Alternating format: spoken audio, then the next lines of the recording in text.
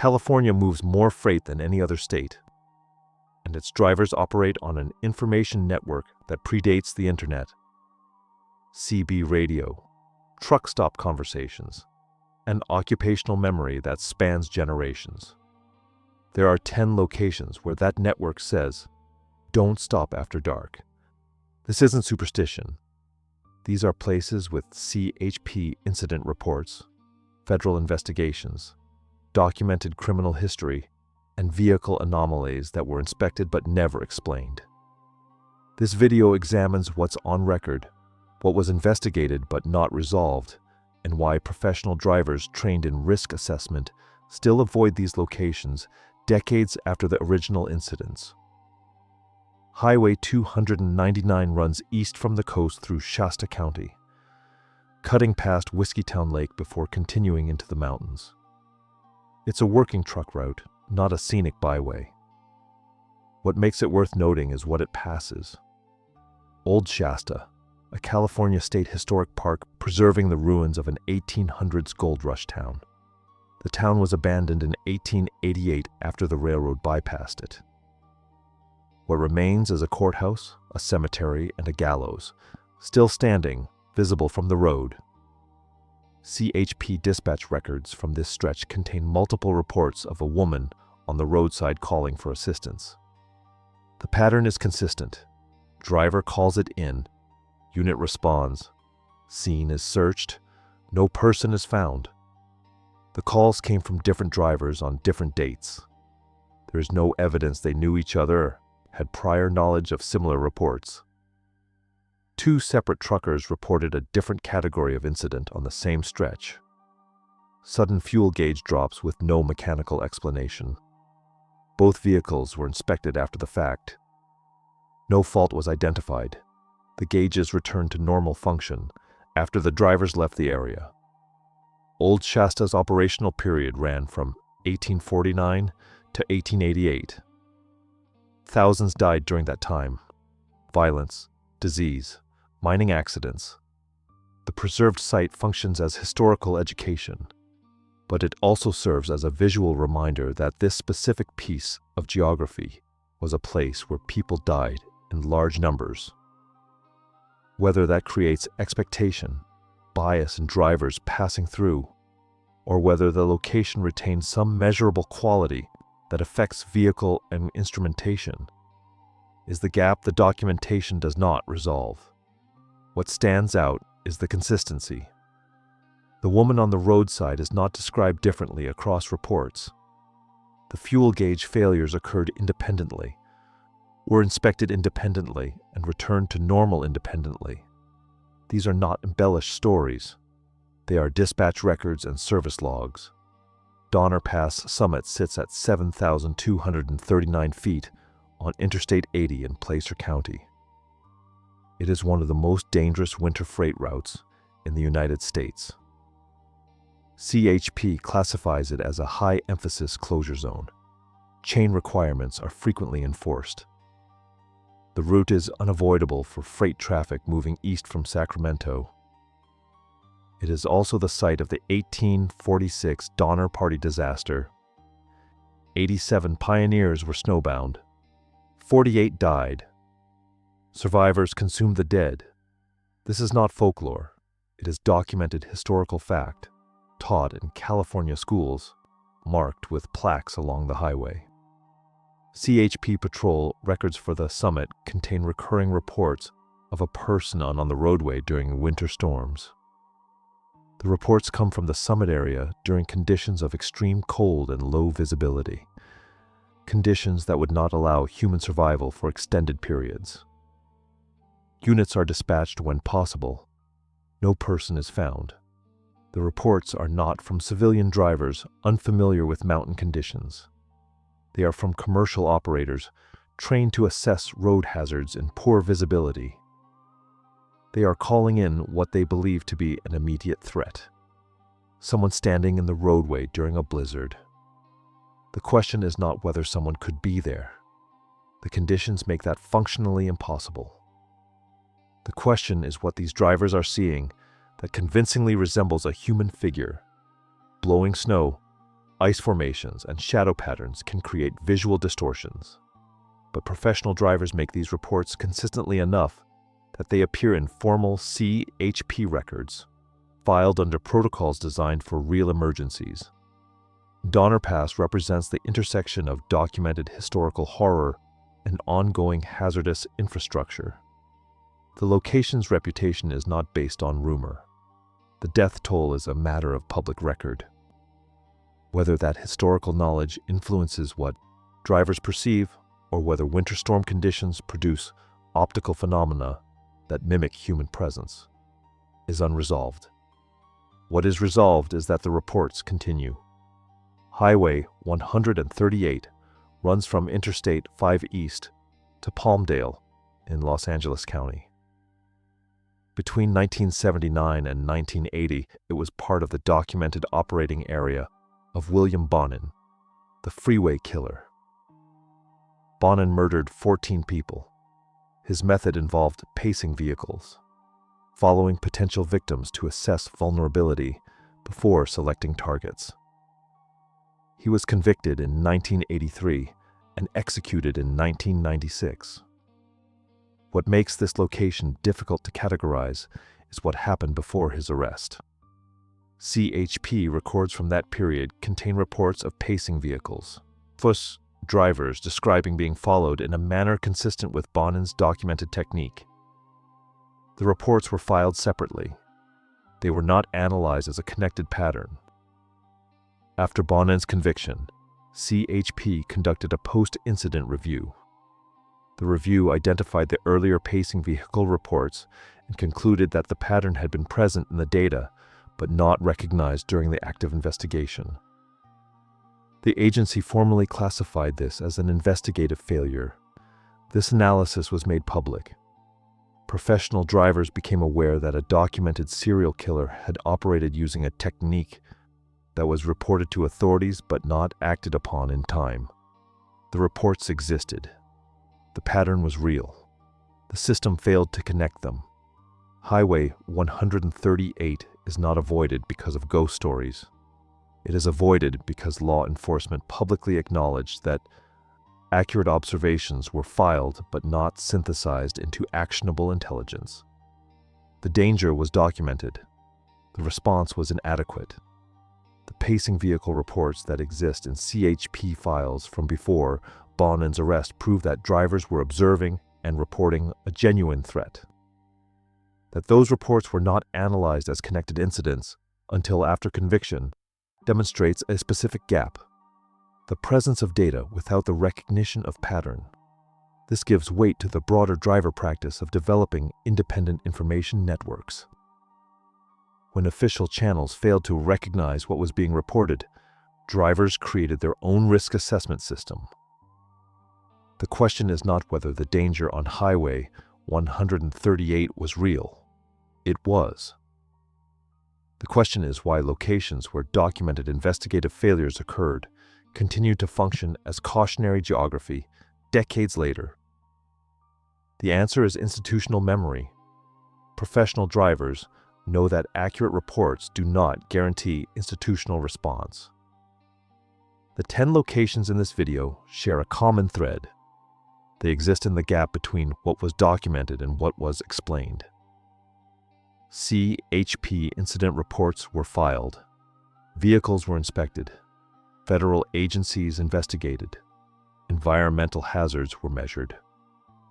Criminal history is a matter of public record, but the connections between these separate pieces of documentation were never formally made, leaving professional drivers to perform their own risk assessment. Whether the danger at these locations is historical memory, environmental hazard, unresolved criminal threat, or something that hasn't been categorized, the pattern is clear. The reports were consistent enough that they changed driver behavior across generations, and that behavioral change is now part of California's highway geography. There are locations in California where driver avoidance is not based on folklore or unexplained incidents. It is based on documented criminal history. These are rest areas and highway corridors that were confirmed operating zones for convicted serial killers. places where the threat was not theoretical, not rumored, but recorded in court transcripts and law enforcement case files. What makes these locations worth examining is not the criminal history itself. That history is settled. The question is what happens to a place after it is proven to have been a hunting ground. Why do drivers continue to report unease at locations where the predator has been convicted, imprisoned, or is long dead? And in one case, why has federal law enforcement formally asked truckers to treat a specific truck stop as an active surveillance zone? The Coalinga rest area sits at mile marker 278 on Interstate 5 in Fresno County. It is a standard California rest area. Parking for trucks and passenger vehicles, restrooms, vending machines, lighting that meets Caltrans standards. Between 1977 and 1987, this rest area was within the documented operational territory of Roger Reese Kibbe, convicted as the I-5 Strangler. Kibbe targeted women at California highway rest areas. He was convicted. He died in prison in 2021. His zone of activity is a matter of court record. CHP records from this rest area contain a specific pattern of welfare check requests. The pattern is not a reported person. It is not a reported vehicle. It is not a reported crime in progress. The pattern is a driver requesting police presence because they feel watched. These requests follow a consistent structure.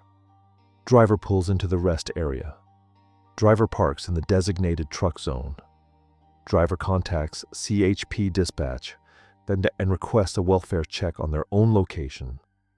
The reason given is not specific threat observation. It is the feeling that someone is observing them. CHP units respond. No suspicious person is identified on scene. The driver completes their rest period and continues their route. What stands out is that these reports continued after Kibbe's conviction. The predator is in prison. The threat he represented is neutralized. But the location retains something that prompts trained professional drivers to request law enforcement presence before continuing a legally mandated rest period. Rest areas create a specific tactical vulnerability. Trucks must park in visible, lit zones. Drivers are stationary for federally required rest periods. They are often alone. The rest area layout makes them observable from multiple angles, including from outside the fence line.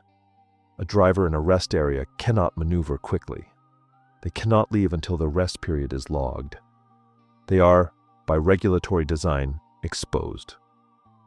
The Coalinga rest area was a location where that vulnerability was exploited by an actual predator for over a decade. The reports of being watched have no identified cause in the post-conviction CHP records. But the feeling is not irrational. This rest area has a documented history of surveillance by someone selecting victims. The environmental conditions that made it useful for that purpose have not changed. The research question is whether drivers are responding to historical knowledge, the awareness that this location was dangerous, or whether they are responding to the same environmental cues that the predator responded to: isolation, visibility, limited exit options, required Ting-Lu time. Those factors are still present. Red Bluff Truck Stop sits on Interstate 5 in Tehama County.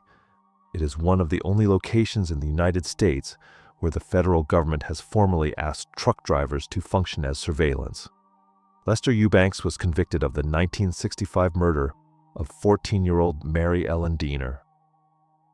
In 1973, while serving a life sentence, he was permitted to go on a shopping trip as part of a prison honor program. He walked away. He did not return. He has not been apprehended.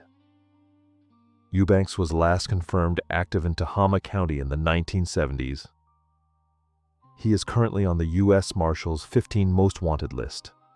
That status means the investigation is still considered active nearly 50 years after his escape.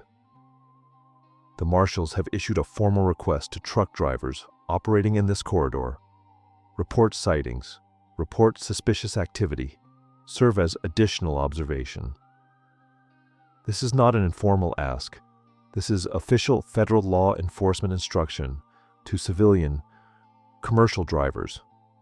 Red Bluff truck stop is not avoided because of ghost stories. It is avoided because drivers have been officially told that a fugitive murderer may still be in the area, and that their role includes active surveillance. The federal request transforms a routine stop into participation in an open fugitive case. What this creates is a unique psychological environment. Drivers are not being paranoid. They are being asked to be vigilant by the agency tasked with apprehending Eubanks. Their reluctance to stop is not avoidance of imagined danger. It is acknowledgement of federal law, enforcement's stated belief that the danger may still exist. This is one of the only cases in this research where driver behavior and institutional guidance are perfectly aligned. The U.S. Marshals are asking truckers to watch this area. Truckers are watching this area by limiting their exposure to it. The avoidance behavior is not contrary to law enforcement instruction. It is the logical extension of it. The Coalinga and Red Bluff cases represent the foundation layer of this research. Locations where criminal history is not disputed, not theoretical, and not folklore.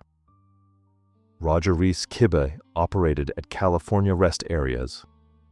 Lester Eubanks disappeared in Tehama County and remains a fugitive. These are facts with case numbers, court records, and active federal attention. What they demonstrate is that some locations are avoided for reasons that require no investigation into the unexplained. The threat was documented. The conviction was secured or the fugitive status was confirmed.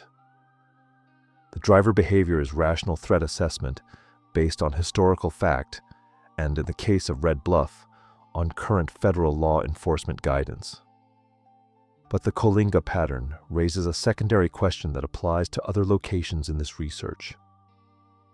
If the predator is dead and the welfare check reports continue, what are drivers responding to?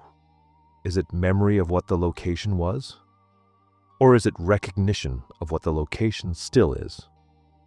A tactically vulnerable position with environmental features that make observation easy and exit difficult. Rest areas were useful to predators for specific reasons. Those reasons are architectural and geographic. They have not been redesigned. The lighting is the same. The sight lines are the same. The required stop duration is the same. When a professional driver reports feeling watched at a location where people were once watched by someone selecting victims, that report may not be paranoia. It may be threat assessment based on environmental factors that are still present and still relevant. Some locations are avoided not because of what drivers saw, but because of what their vehicles did. These are not ghost stories. These are incident reports with vehicle inspection records attached. What makes these cases different is the gap between documentation and explanation. The vehicles were examined, the systems were tested, and no mechanical cause was identified. The incidents were serious enough to warrant formal inspection, which means they were serious enough to create liability concern for carriers and law enforcement. But the inspections closed without conclusions. The question is not whether something happened to these vehicles. The question is why it happened, and why it happened in these specific locations. US 95 runs through the California-Nevada Mojave as a major freight corridor. The route approaches the boundary of the Nevada Test and Training Range, the area that includes what is publicly known as Area 51. This is not speculative geography. This is the documented operational zone of Nellis Air Force Base, which conducts classified radar and electronic warfare testing. Both CHP and Nevada Highway Patrol maintain jurisdiction depending on mile marker, which means incident reports for this corridor exist in joint documentation. Those records contain multiple filings of vehicles stopped with engines that would not restart and drivers reporting disorientation. The pattern documented is engine stops, driver reports confusion or spatial disorientation. Vehicle is towed or remains stationary. Engine later restarts with no intervention. Vehicles were inspected post-incident. No mechanical explanation was found. Electromagnetic interference from military testing is a known phenomenon. EMI can disrupt radios, GPS systems, and communication equipment. What it does not typically disrupt is vehicle ignition systems, particularly diesel engines, which operate on compression ignition and do not rely on spark-based electrical firing in the same way gasoline engines do. The systems that failed in these documented incidents are not the systems that are vulnerable to standard EMI. The second anomaly is the reported disorientation. Electromagnetic fields at the intensities that would affect vehicle electronics do not cause cognitive disorientation in humans unless exposure is prolonged, and at levels that would produce other immediate physical symptoms. The combination of engine failure and driver disorientation, both temporary and both self-resolving after the vehicle left the area, does not correspond to known EMI effects. The inspections are what matter here. These were not casual roadside checks. When a commercial vehicle experiences engine failure on a freight route, the carrier orders a full diagnostic to determine liability and prevent recurrence. Those diagnostics found no fault. The ignition systems tested normally. The fuel systems tested normally. The electrical systems tested normally. What was documented was the failure. What was not documented was the cause. The vehicles returned to normal operation, which closed the mechanical investigation. But it did not answer the question of what happened on that stretch of road. Highway 299 between Old Shasta and Whiskeytown Lake is a mountain truck route. Two separate drivers, in separate incidents, reported sudden fuel gauge drops on the same stretch of this highway. Both drops were significant enough that the drivers believed they were losing fuel. Both sought mechanical inspection. The inspection reports documented no fuel system malfunction. The fuel tanks were intact. The float sensors in the tanks were functioning. The wiring was intact. The dashboard displays were operating correctly. The gauges returned to normal after the drivers left the area. Fuel gauge systems are not complex. A float sensor in the fuel tank rises and falls with fuel level. That sensor sends an electrical signal through wiring to a display on the dashboard. Failure can occur at the sensor, in the wiring, or at the display. All three components were inspected in both incidents. No fault was found. What this means is that the failure was not in the system itself. It was in the system's behavior in that location. The gauges worked before the drivers reached that section of Highway 299. The gauges stopped working correctly on that section. The gauges resumed working after the drivers left. No component failed. The system's output changed based on location. Potential explanations exist. Electromagnetic interference could affect the electrical signal from the float sensor, though the shielding on vehicle wiring is designed to prevent this, and the effect would typically not be location-specific unless there was a fixed transmission source at that location, which was not identified. Extreme temperature variation could affect sensor calibration, but Highway 299 is not unique in temperature range, and this failure mode would not self-correct immediately upon leaving the area. Vibration from road surface could affect float sensor accuracy, but again, this would not produce the immediate return to normal function that both drivers reported.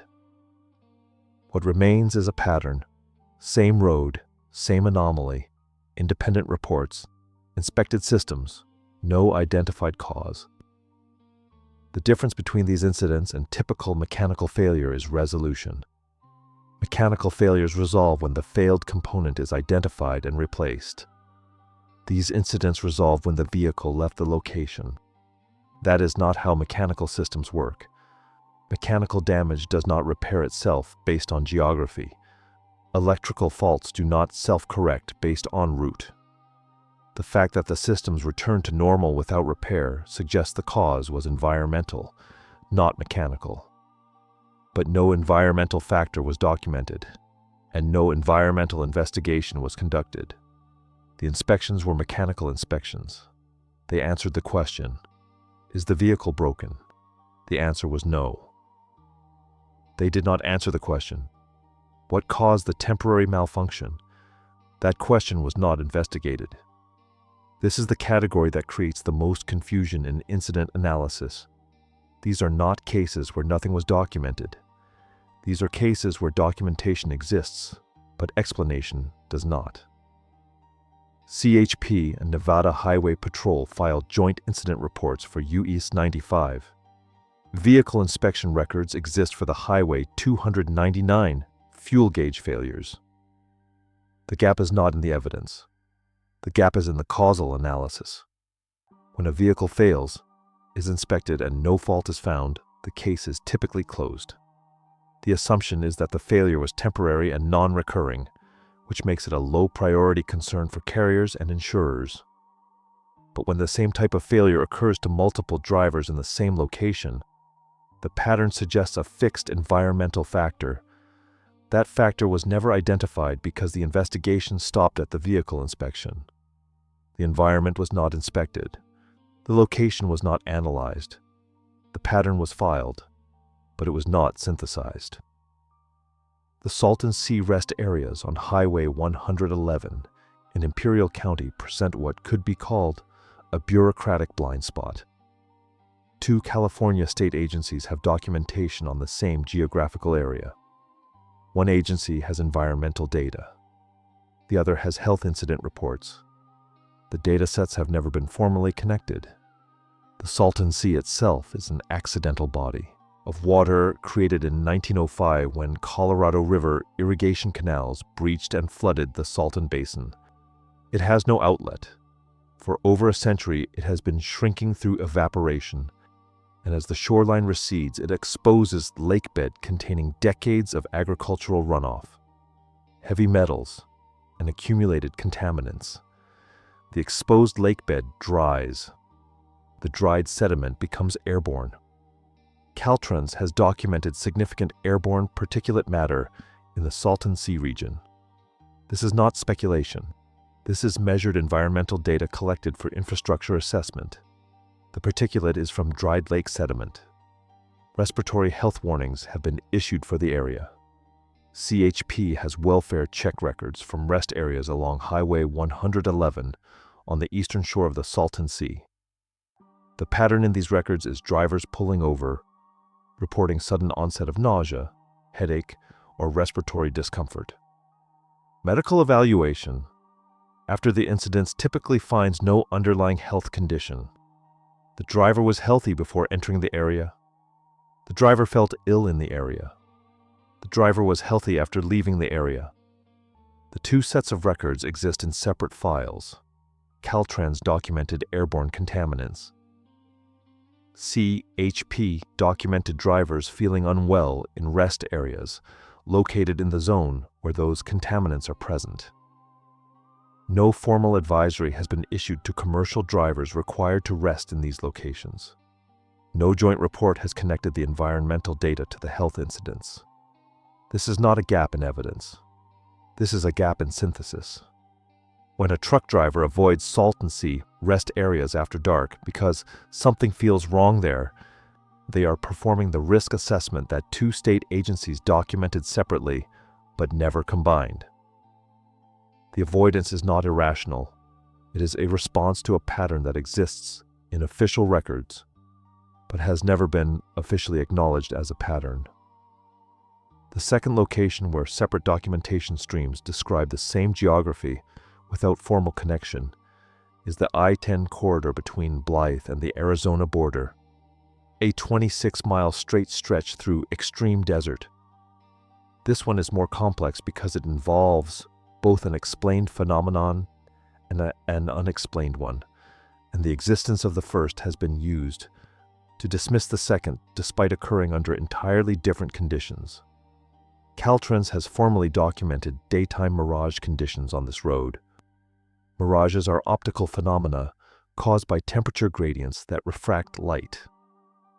In extreme heat over flat terrain, the effect can create convincing visual duplications or distortions of vehicles. This is not folklore. This is recorded environmental fact with a known physical cause. CHP has documented nighttime reports from the same corridor of a dark sedan traveling at high speed in the opposite direction with no engine sound. Multiple reports, same description. No vehicle matching that description was ever located. The atmospheric conditions required for mirage formation do not exist at night. Mirages depend on extreme surface heating, creating a temperature gradient sufficient to bend light. After sunset, that gradient collapses. The daytime phenomenon that Caltrans documented cannot account for nighttime reports.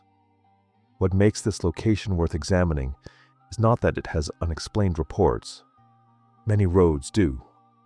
What makes it worth examining is that it has both explained and unexplained phenomena on record, and the explained one has created the assumption that all reports from this location must have the same cause. The existence of scientifically documented daytime mirages has been used to categorize nighttime vehicle sightings as probably mirages, despite the fact that the physics don't support that explanation after dark. The I-10 corridor demonstrates the problem of categorical thinking. One type of visual anomaly has been explained and documented.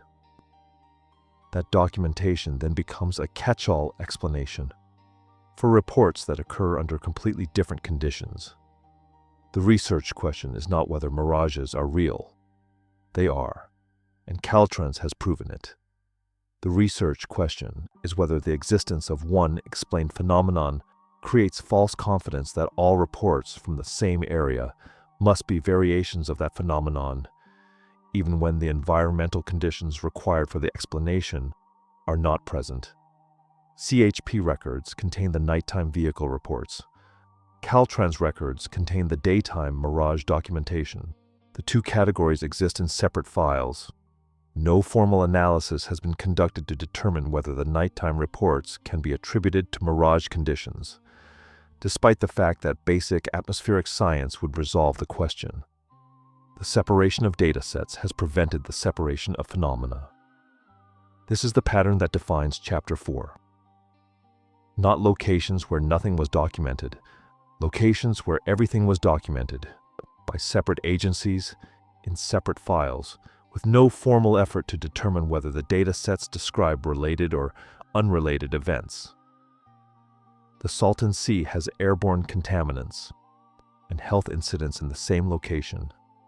The I-10 corridor has explained daytime optical phenomena and unexplained nighttime vehicle reports in the same location. In both cases, the documentation exists. In both cases, the synthesis does not. When professional drivers avoid these locations, they are responding to the same information that exists in state records. The difference is that drivers are not bound by agency jurisdiction. They see the pattern because they are not required to file it in separate categories. The avoidance behavior is the synthesis. California's highway system has been rebuilt, rerouted, and upgraded continuously since the 1950s. When Interstate 5 replaced old US 99 through the Central Valley, when the 101 was realigned, when tunnels were built to bypass dangerous coastal routes, the new roads were opened and the old infrastructure was abandoned. Rest stops were closed. Service plazas were left empty. Sections of roadway were decommissioned, removed from maps, and eventually from maintenance schedules. What remained were physical locations that no longer had official status, structures and road segments that existed geographically, but had been erased administratively. Some of these locations continue to generate incident reports. The reports are filed by drivers on nearby active routes. The incidents reference the abandoned sites. And in at least 2 cases, Federal agencies investigated and found no explanation. The old US 99 truck stop near Pixley in Tulare County is one of those locations. When Interstate 5 was completed through the Central Valley, US 99 was bypassed. Traffic moved to the interstate. The truck stops, motels, and service stations along the old highway were abandoned. The Pixley area truck stop was one of them, left standing but no longer operational, no longer monitored, no longer part of the commercial network. Truckers driving nearby Highway 99 began reporting CB radio transmissions that appeared to originate from the abandoned site. The transmissions were described as fragmented, not clearly intelligible, but consistent enough to be noticed. CB radio operates on specific citizens band frequencies between 26.965 and 27.405 MHz. Transmissions require a powered transmitter. Under normal conditions, range is 3 to 5 miles. Atmospheric conditions can extend that range through a phenomenon called skip, where signals reflect off the ionosphere and travel much farther. But skip is distinguishable from local transmission by signal characteristics and propagation behavior. The reports were filed with the FCC on at least 2 documented occasions. The Federal Communications Commission investigates radio interference for regulatory compliance. If a transmission is reported on a citizens band frequency, the FCC determines whether it originates from a licensed broadcaster, an unlicensed operator, or equipment malfunction. The FCC investigated the Pixley site. No licensed broadcaster was found at the location. No unlicensed transmitter was located. No equipment malfunction was identified. The source of the transmissions was never determined. The investigation closed without resolution. The fact that the FCC responded means the reports were taken seriously enough to warrant federal investigation. The fact that the investigation found no source means the transmissions were documented as unexplained. This is not folklore. It is federal documentation of an unresolved incident. What makes this difficult to explain is the location itself. The truck stop is abandoned. There is no commercial power. There is no operational infrastructure. For CB transmissions to occur, a transmitter must be powered and operational. If no transmitter was found during the federal investigation, the source remains unaccounted for. Atmospheric skip can cause distant transmissions to appear, local, but the FCC investigation would have identified that. Equipment malfunction in a driver's own CB unit could create the perception of transmission, but multiple drivers reported it, and the reports were consistent enough to generate 2 separate federal filings. The gap is in source identification. Something was reported. It was investigated. No explanation was found. Devil's Slide on Highway 1 in San Mateo County is different because the problem was solved by removal rather than explanation.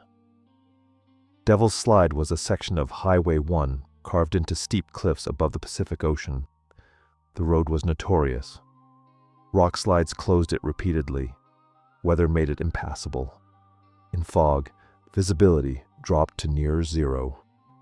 It was dangerous enough that Caltrans, the California Department of Transportation, spent $346 million to build a tunnel bypass. The Tom Lantos tunnels opened in 2013, and through traffic was rerouted. The old road became a public hiking and cycling trail. The route was eliminated, not because it was repaired, but because it was considered too dangerous to maintain. Before the tunnel opened, formal driver complaints requesting route reassignment were filed with unions and CHP. These were not informal complaints. They were documented requests filed through employment and safety channels. Truck drivers requesting route reassignment face economic consequences. Longer routes mean lost time and reduced income. The fact that drivers were willing to file formal complaints indicates the concern was significant enough to accept those consequences. CHP incident records for Devil's Slide contain an above-average rate of reports describing lights over the ocean, with no identified source and figures observed on cliff edges in locations that were difficult to access safely. The reports were filed. They were recorded. They were not explained. After the tunnel opened, the reports stopped. Not because the phenomena were explained, but because drivers were no longer on that road. The tunnel removed the exposure. Whatever was being observed, whether misidentification caused by perceptual stress, environmental phenomena specific to that location, or something else, was no longer encountered because the route was bypassed. The research question is not whether something paranormal occurred. The research question is whether the road itself created conditions that produced observable phenomena, and whether those conditions were ever formally studied. They were not. The state of California determined that the road should not be used and built a tunnel to avoid it. That decision is itself documentation that the location was considered a problem. The common thread between these locations is removal. The Pixley truck stop was removed from operational status when the highway system was rerouted. Devil's Slide was removed from through traffic when the tunnel opened. Both locations remain geographically present. Both continue to generate reports. The difference is that the Pixley reports reference phenomena at the abandoned site itself, while the Devil's Slide reports stopped because the exposure was eliminated. In one case, the location persists as a source of unexplained reports. In the other, the solution was to stop sending people past it. Professional truck drivers are trained in hazard recognition. Their CDL certification requires demonstrated ability to assess road conditions, identify mechanical problems, and evaluate situational risk. Their employment depends on accurate judgment. A driver who makes poor decisions about when to stop, which routes to take, or what conditions are safe doesn't stay employed long. The occupational culture is practical, skeptical, and peer scrutinized. Reports that circulate on CB radio are subject to immediate questioning from other drivers. Exaggeration damages professional reputation. This matters because the 10 locations documented in this video share a common pattern. Consistent avoidance behavior from drivers whose training and employment incentivize accurate threat assessment, not superstition. The second pattern is documentation without synthesis. CHP dispatch records contain incident reports where drivers called for welfare checks, reported persons on roadways, or described being watched. Those calls were logged. Officers responded. When no immediate evidence was found, the incidents were filed but not investigated further. This is standard procedure. If no crime occurred, no accident happened, and no identifiable threat exists, the call is documented and closed. Caltrans documented environmental hazards, airborne particulate matter at Salton Sea, mirage conditions on the I-10 corridor. That data was collected for infrastructure planning and public health advisories, not for correlation with driver incident reports. The FCC investigated CB interference near the abandoned Pixley truck stop. They found no licensed broadcaster. No source was identified. The investigation closed. These are separate agency files documenting separate aspects of the same geographical locations. The connections between them were never formally made. What remains is a landscape of filed but unanalyzed data. The research exists. The synthesis does not. The third pattern is the difference between incidents that were explained and incidents that were dismissed. Explained means investigation occurred. A cause was identified and documentation supports the conclusion. Dismissed means a report was filed, no immediate explanation was found, and the incident was effectively closed by bureaucratic default. The Area 51 approach corridor vehicle stoppages were inspected post-incident.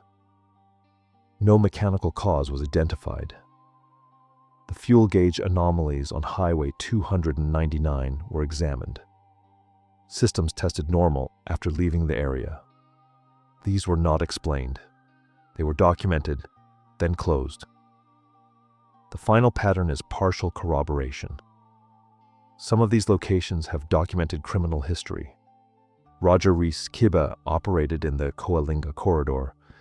William Bonin used Highway 138. Lester Eubanks was last confirmed in the Red Bluff area before disappearing. For those locations, driver avoidance is rational threat assessment. Other locations have documented environmental hazards or infrastructure danger that justify caution. The question becomes, when drivers avoid a location for reasons that appear irrational, are they responding to risk factors that were documented separately but never officially connected? When professional observers, trained in risk assessment and operating in a skeptical occupational culture, consistently avoid locations that have partial corroboration in agency records, criminal history, environmental hazards, unresolved incident reports, unexplained vehicle inspections, the avoidance behavior stops being superstition. It becomes pattern recognition that official channels documented but never synthesized. The 10 locations in this video exist in the gap between what was documented and what was explained.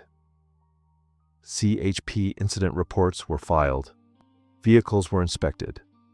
Federal agencies investigated. Environmental hazards were measured. Criminal history is a matter of public record. But the connections between these separate pieces of documentation were never formally made, leaving professional drivers to perform their own risk assessment. The danger at these locations may be historical memory, environmental hazard, unresolved criminal threat, or something that hasn't been categorized. What's consistent is that the reports were credible enough and frequent enough that they changed driver behavior across generations. That behavioral change is now part of California's highway geography.